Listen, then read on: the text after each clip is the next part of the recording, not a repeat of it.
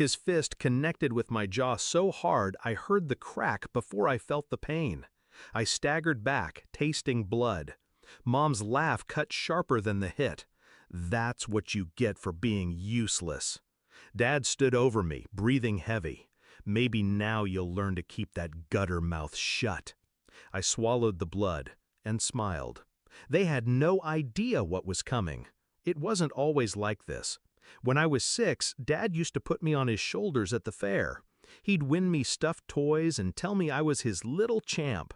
Mom would pack my lunch every day, tucking in a note that said, "Proud of you." But the older I got, the more they seemed to enjoy breaking me.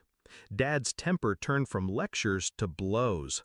Mom's silence turned to applause. The night I turned 17, Dad punched me in the ribs because I looked at him wrong. Mom called me dramatic when I couldn't breathe right for a week. The worst part? I still thought maybe one day they'd stop. That illusion ended last winter. I'd gotten a partial scholarship for college, something I worked for years to earn.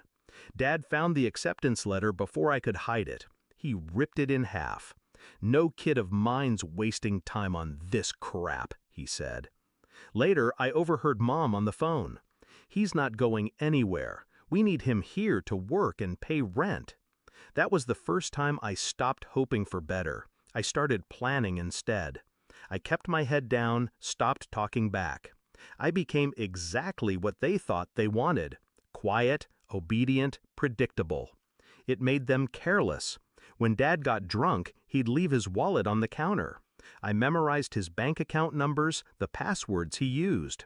Mom used the same login for everything: her email, her social media, even her online gambling accounts. She had no idea I was watching every transaction.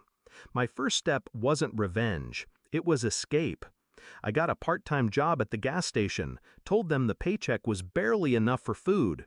In reality, half went into an account they didn't know existed. Step 2 was insurance. I set up a small camera in the living room smoke detector, another in the kitchen clock. Every slap, every insult, every time Dad called me worthless, every time Mom told me I deserved it, all of it saved to a cloud drive they couldn't touch. Then came the break I'd been waiting for. One night, Dad bragged to his drinking buddies about skimming cash from the construction company's budget. He even showed them the invoices, padding numbers, charging for supplies that never existed. He didn't notice me in the hallway. It took me 3 weeks to compile everything: bank transfers, fake receipts, emails.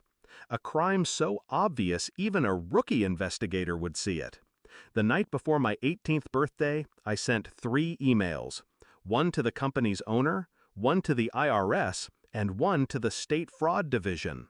I attached every piece of evidence I had: about him, about Mom's gambling debt she'd been hiding from him, about the unpaid taxes they thought no one noticed. Then I waited. The knock came at 6:43 a.m. exactly a week later. 2 black SUVs, men in jackets with big yellow letters. Dad was still in his underwear when they cuffed him in the doorway. Mom screamed, demanding to know what was happening. "Ma'am, we have a warrant for your arrest as well." Her face froze. "What? No, They listed the charges: tax evasion, fraud, embezzlement, conspiracy. Her knees buckled. I stood in the hallway, hands in my hoodie pocket, watching as they led both of them out. Dad turned to me, fury in his eyes. "You did this." I didn't deny it. I just smiled. "Guess you won't need me to keep my mouth shut anymore." The house was quiet after they left. Too quiet. I sat at the kitchen table, the same spot where Dad had once slammed my head into the wood for rolling my eyes.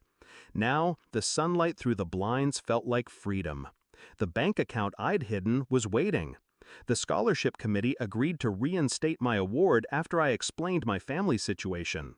College was no longer a dream, it was my ticket out.